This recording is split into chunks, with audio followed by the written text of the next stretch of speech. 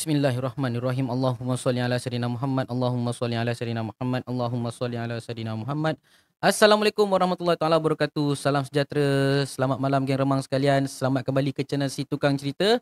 Bersama saya lagi Acap Si Tukang Cerita untuk mendengarkan pelbagai kisah seram, kisah misteri dan juga kisah mistik yang akan Acap sampaikan nanti. Terima kasih kepada anda semua yang telah menyokong Acap daripada awal hingga ke hari ini. Tanpa anda, siapalah Acap? Tanpa anda juga, Acap tak berada di mana Acap berada sekarang.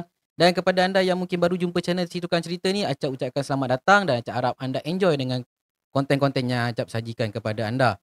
Kalau dah enjoy tu, Acap harap anda boleh tekan butang like dan butang subscribe tu supaya dapat memberi semangat lagi kepada Acap lah untuk menyediakan pelbagai lagi konten-konten yang menarik untuk anda semua. Alright gang, malam ini Acap nak sampaikan satu kisah, nak dikatakan seram pun seram juga, tapi ada iktibar dan juga pedoman dalam kisah ini.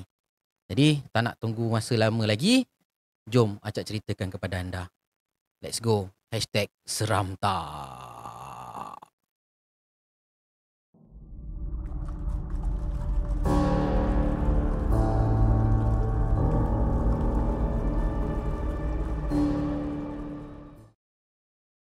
Alright gang, kisah ni diceritakan oleh seorang ustaz.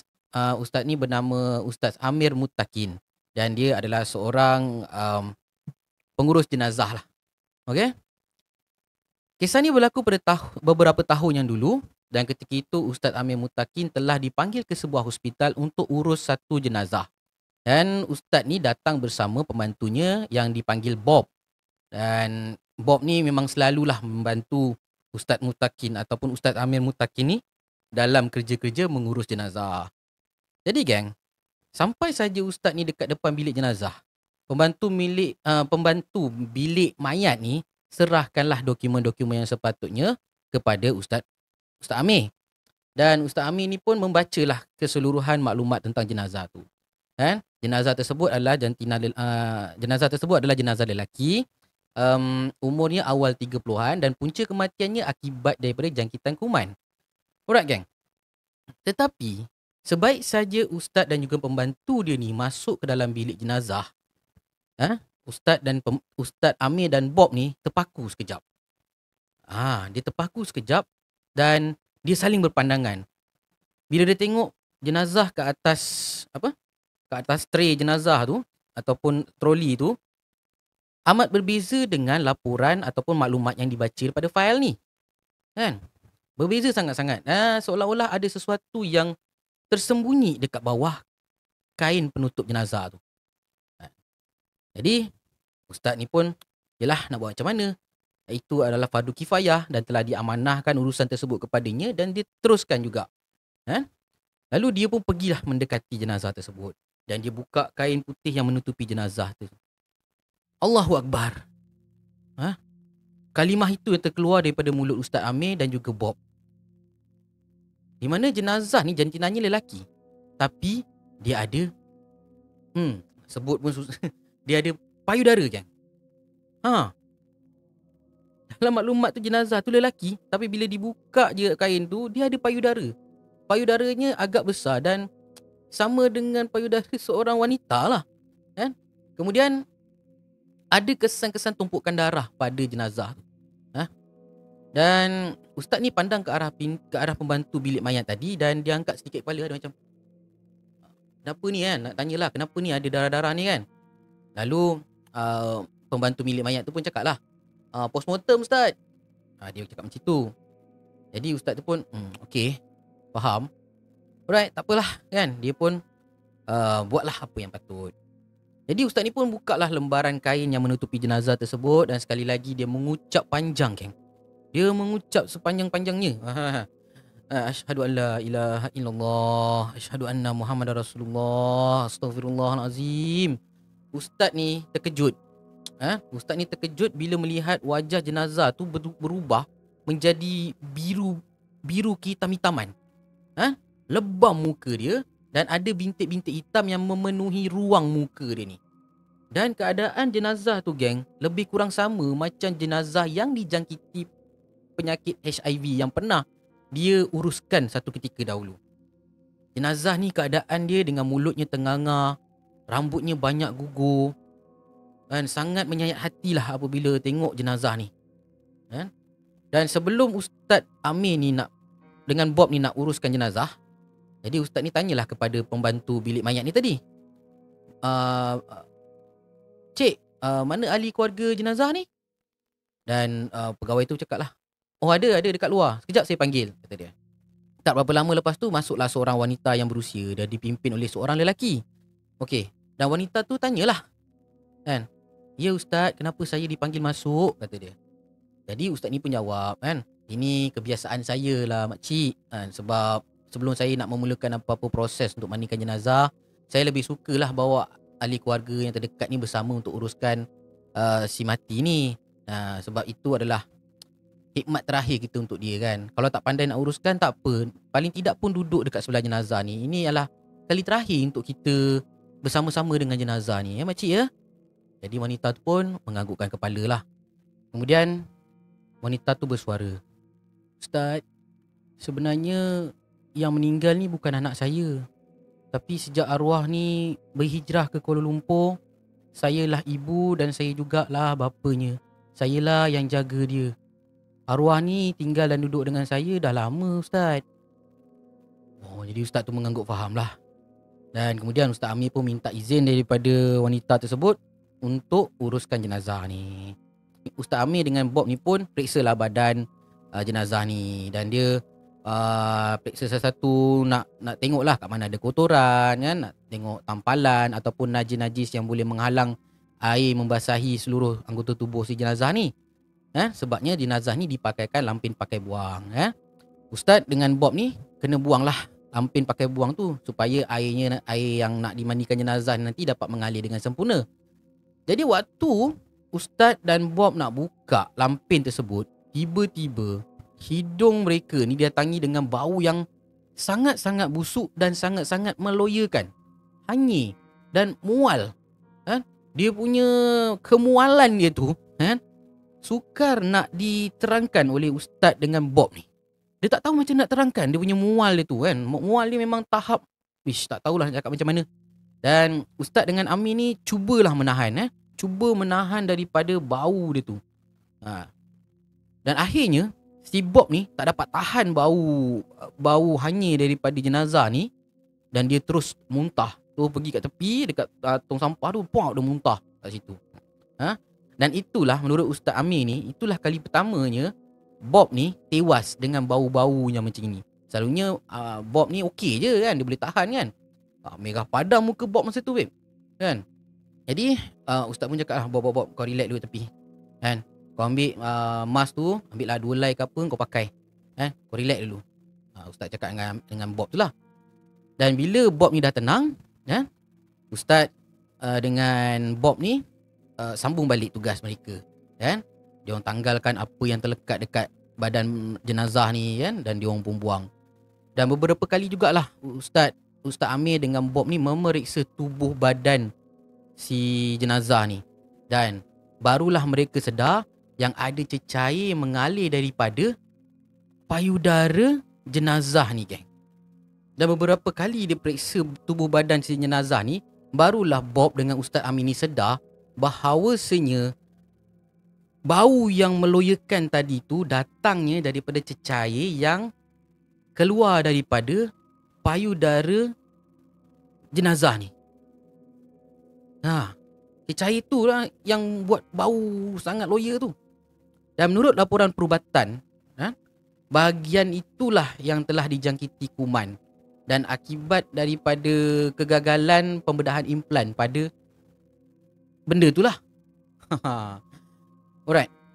Kemudian dicek lagi jenazah ni, ada luka yang agak besar, ada luka yang agak besar dan dia dah bernanah. Lepas tu bau luka tu, geng, sangat-sangat busuk. Sangat-sangat menjelekkanlah bau dia. Dan Ustaz ni pun menahan diri supaya dia tak muntah. Dia dah pakai mask satu, dia pakai mask lagi satu untuk mengelakkan dia daripada muntah.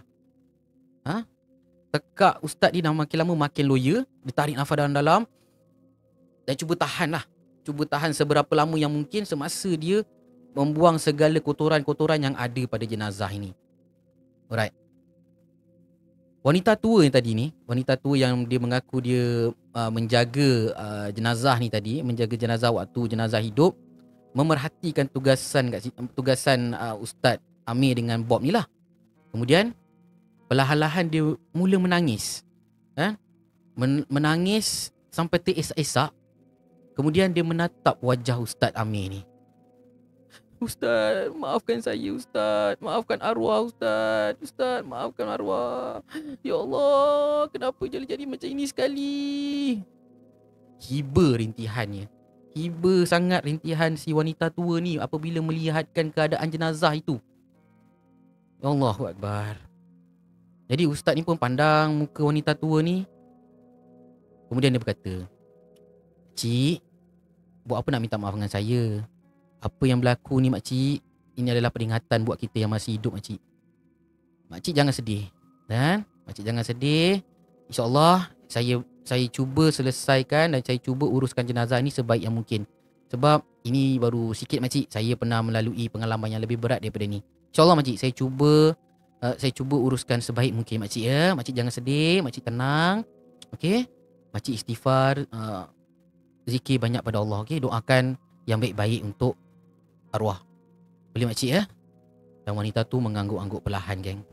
Sayu sangat melihat keadaan wanita tersebut. Dah buang semua kotoran-kotoran, dah buang semua tampalan-tampalan yang ada pada tubuh jenazah. Kini adalah peringkat yang kedua, iaitu pembersihan bahagian dalaman dan juga sisa-sisa najis jenazah yang berbaki. Ya Allah, tengok Aca nak cerita pun berat kan.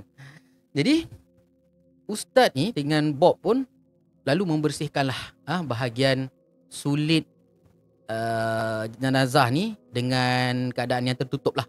Dia tutup tubuh bahagian sulit jenazah ni dengan kain putih ataupun kain batik macam tu, dan dia bersihkan.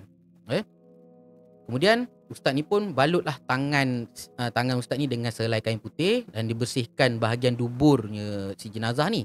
Dan sebaik saja dia angkat jenazah tu, terdapat tumpukan najis cair dengan nanah yang melekit pada bahagian itu.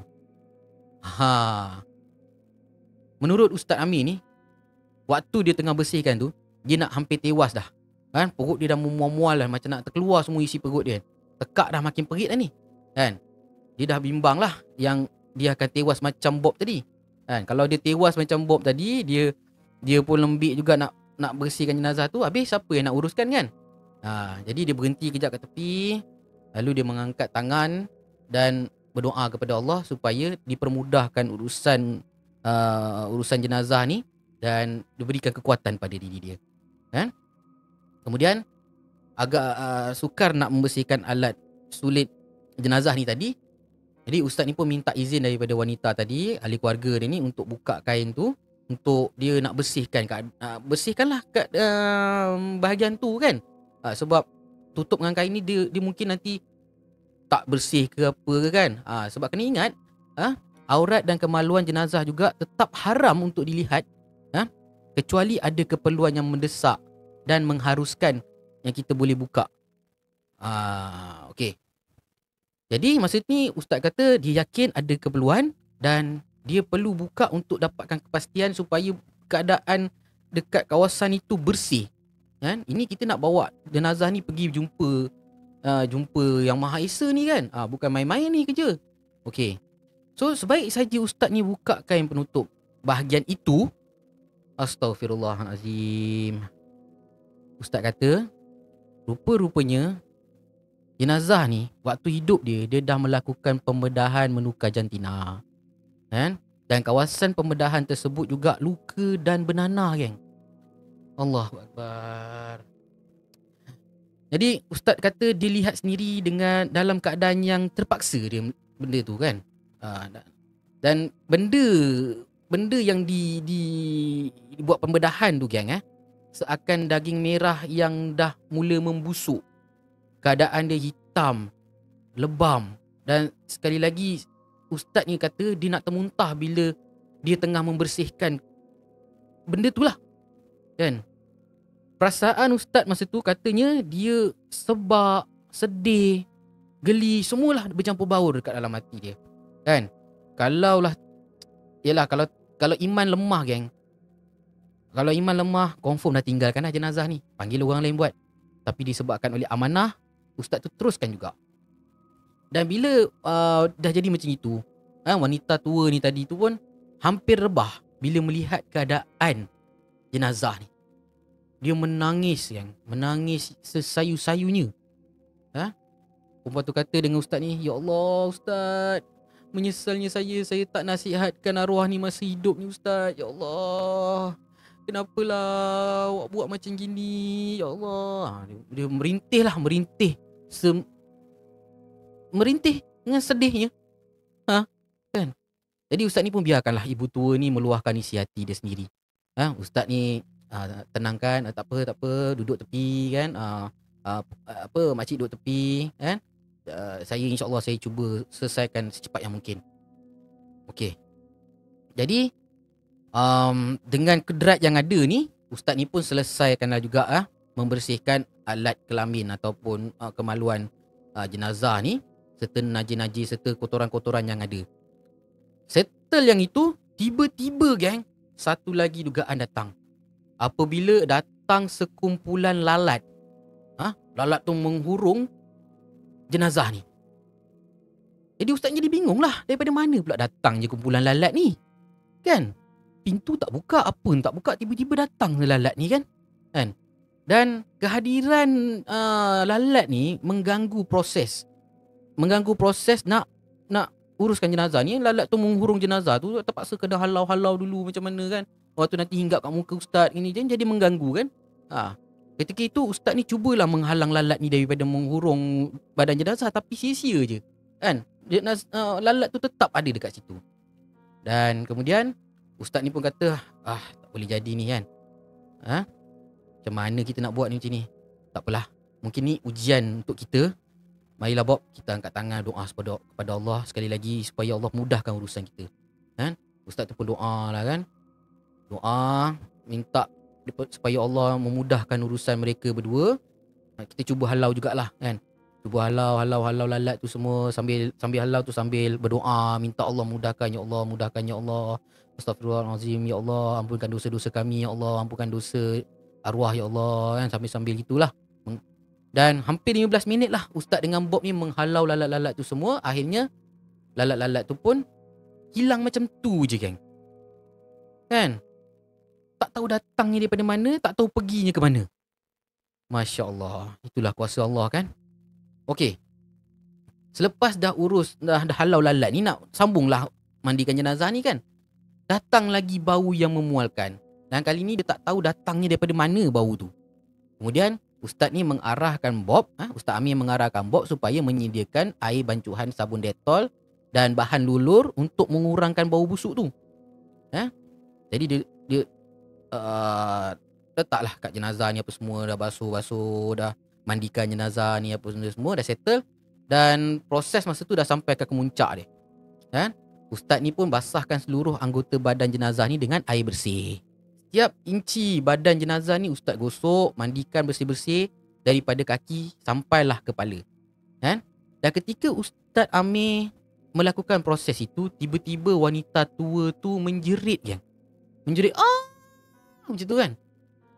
Kemudian masa ustaz ni dekat bahagian kaki ni tengah gosok-gosok, tiba-tiba dia jerit, dia pandanglah dekat wanita tua ni, kenapa kan? Wanita tua tu macam, ya Allah, ya Allah, ya Allah, macam gitulah. Dan bila ustaz ni pandang ke arah mana yang wanita ni tunjuk tadi, dia nampak arwah ni, ya Allah, lidah arwah ni terjelir geng. Terjelir.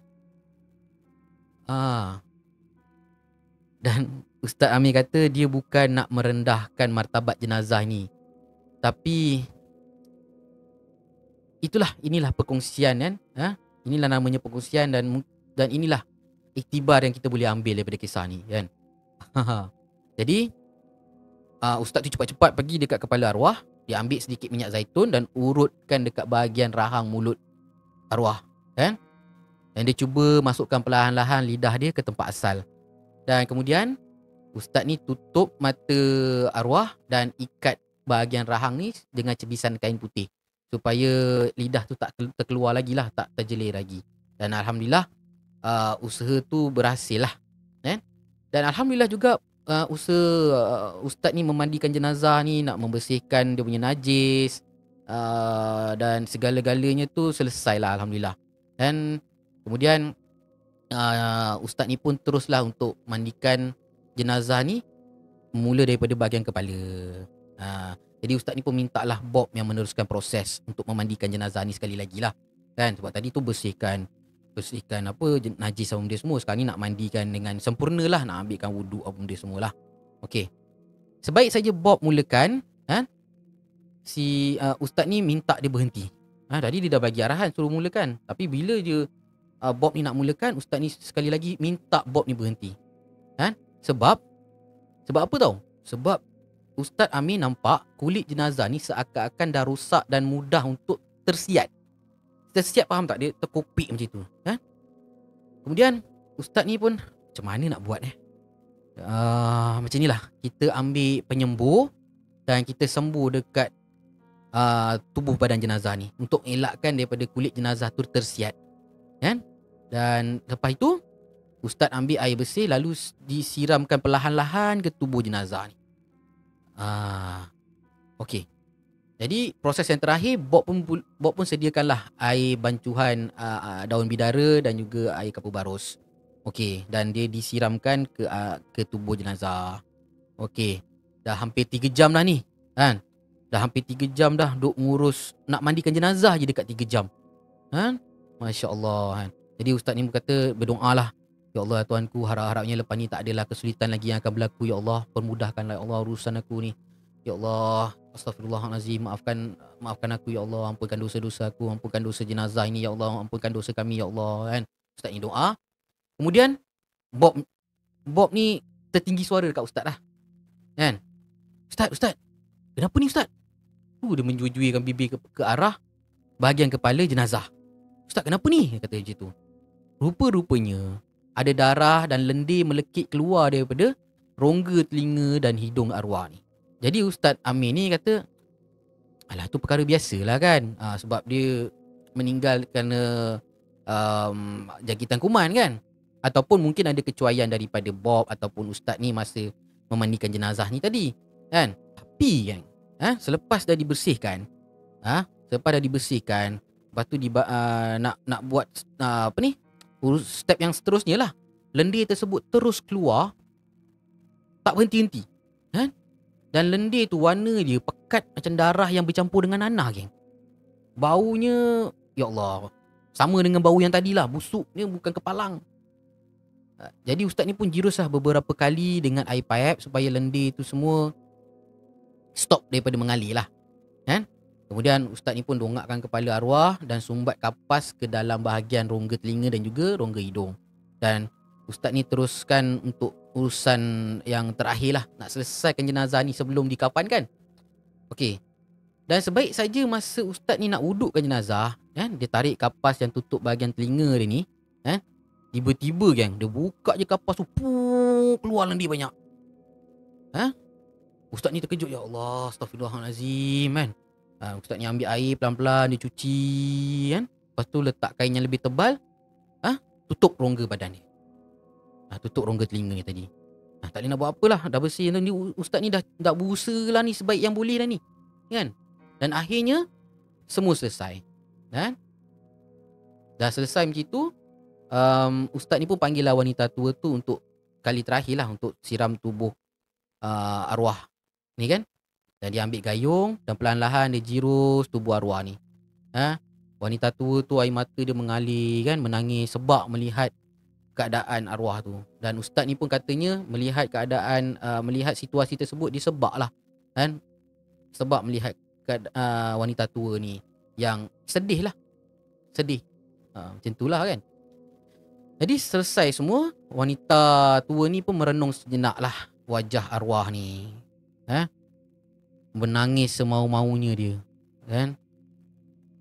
Dan Ustaz Amir masa tu keluar sekejap, dia keluar dan membiarkan wanita ni, ialah memberi ruang kepada dia untuk kali terakhir, kan, untuk melihat orang yang disayang, kan. Dan semuanya selesai tepat jam 1:30 petang. dan azan Zuhur berkumandang, dan itulah proses untuk menguruskan jenazah yang paling lama buat Ustaz Amir dan juga Bob. 5 jam nak uruskan jenazah ni. 5 jam babe, dengan macam-macam dugaan dan ujian yang perlu ditempuh oleh Ustaz Amir Muttaqin ni dengan Bob. Okay? Masa tu Ustaz dia kata macam-macam perasaan yang bermain di jiwa dia lah. Sedih ada, gembira ada. Gembira sebab dia berjaya untuk uruskan jenazah tu dengan baik. Kan? Sedih tu sebab melihat keadaan jenazah tu jadi macam itu. Terlalu banyaklah pengajaran yang dapat dia dan Bob lihat sewaktu uruskan jenazah ni. Dan Ustaz Amir sangat-sangat pasti bahawa apa yang terjadi pada hari itu bukan kebetulan, tapi adalah ujian dan peringatan daripada Allah untuk orang yang berada dekat situ. So begitulah kisahnya, geng. So begitulah kisahnya tentang pengalaman Ustaz Amir Muttaqin dengan pembantunya si Bob menguruskan seorang jenazah yang macam mana nak cakap yang telah mengubah ciptaan asal diri dia tu kepada yang lain lah. Right? So iktibar yang mungkin kita boleh ambil dalam kisah ini adalah kita jangan sombong lah. Kita jangan sombong kepada pencipta kita. Kan? Kita kena sentiasa bersyukur dengan apa yang kita ada. Dan apa yang Allah dah ciptakan untuk kita ni semuanya memang dah sempurna dah untuk kita. Memang dah orang kata memang dah cantik lah. Kan? Buat apa lagi kita nak ubah-ubah. Kan? Ada yang kata, oh itu naluri saya perempuan, saya kena jadi perempuan. Sedangkan dia seorang lelaki. Kan? Dan ada pula yang seorang perempuan nak jadi lelaki. Sebab dia kata, oh naluri saya ada naluri lelaki. Tidak, geng. Awak dilahirkan sebagai perempuan, awak dilahirkan sebagai lelaki, awak kena jalani hidup awak dengan fitrah sebagai seorang lelaki. Dan sekiranya anda ada rasa sebegitu, itulah ujian untuk anda. Sebenarnya bukan ujian untuk anda saja, ujian tersebut adalah untuk orang di sekeliling anda. Mungkin ibu bapa, mungkin abang, kakak, saudara mara yang perlu membimbing mereka ni supaya tidak pergi jauh daripada landasan. So geng, kalau adalah sahabat-sahabat kita yang begini kan, yang ialah yang lelaki berperwatakan seperti wanita dan sebaliknya, janganlah kita terlalu mengecam mereka. Kan? Kita tegur mereka baik-baik, ajak mereka mendekati Allah Subhanahu Wa Taala dengan akhlak yang paling baik, kan. Sebab kadang-kadang mereka ni jadi jauh menyimpang disebabkan oleh cara kita approach mereka ni, dengan cara yang mengecam, dengan cara yang cakap engkau ni ahli neraka, engkau ni gini. Itu adalah kesilapan besar masyarakat kita sekarang. Sebab hanya Allah saja yang boleh menentukan kita ni akhirnya ke mana. Akhirnya ke neraka atau ke syurga ni hanyalah Allah Subhanahu Wa Taala. Jadi tugas kita adalah membimbing mereka, menasihati mereka, memberi kasih sayang kepada mereka supaya mereka tidak jauh menyimpang daripada fitrah mereka yang sebenar. Itulah sebenarnya tugas kita sebagai masyarakat. So itu pendapat peribadi Acap. Jadi kalau anda ada pengalaman tentang benda macam ini ataupun ada pendapat yang mungkin boleh dikongsikan, bolehlah komen-komen di bawah di ruangan komen, dan insyaAllah kita boleh berkongsi perkara-perkara ini supaya masyarakat kita ataupun orang di sekeliling kita jadi lebih baik, jadi lebih positif, dan sama-samalah kita menuju untuk mendapatkan rahmat Allah, insyaAllah. Alright gang, Acap rasa sampai di sini sajalah pertemuan kita pada malam ini. Acap minta maaf lah kalau Acap ada terkasar bahasa, kan. Mungkin penyampaian Acap tak elok ke apa ke, Acap mohon maaf. Dan sekiranya ada cadangan ataupun komen tentang konten-konten Acap, korang boleh komen di ruangan komen di bawah, ataupun anda boleh hantarkan feedback anda terus ke WhatsApp 019-252-3047 ataupun emailkan kepada Acap di acap@situkangcerita.com. InsyaAllah Acap cuba perbaiki dan bawakan konten-konten yang lebih menarik untuk anda. Dan kalau nak hantarkan cerita-cerita seram, cerita-cerita mistik ataupun pengalaman-pengalaman yang pernah anda lalui, boleh juga hantarkan ke talian yang Acap dah katakan tadi dan email yang telah Acap maklumkan tadi. Okey? Sampai di sini saja pertemuan kita untuk malam ini. InsyaAllah kita akan jumpa lagi di lain episod. Acap doakan kepada anda semua sentiasa dalam rahmat Allah, sentiasa dalam keadaan sihat dan gembira selalu di samping keluarga. Assalamualaikum warahmatullahi taala wabarakatuh. #SeramTak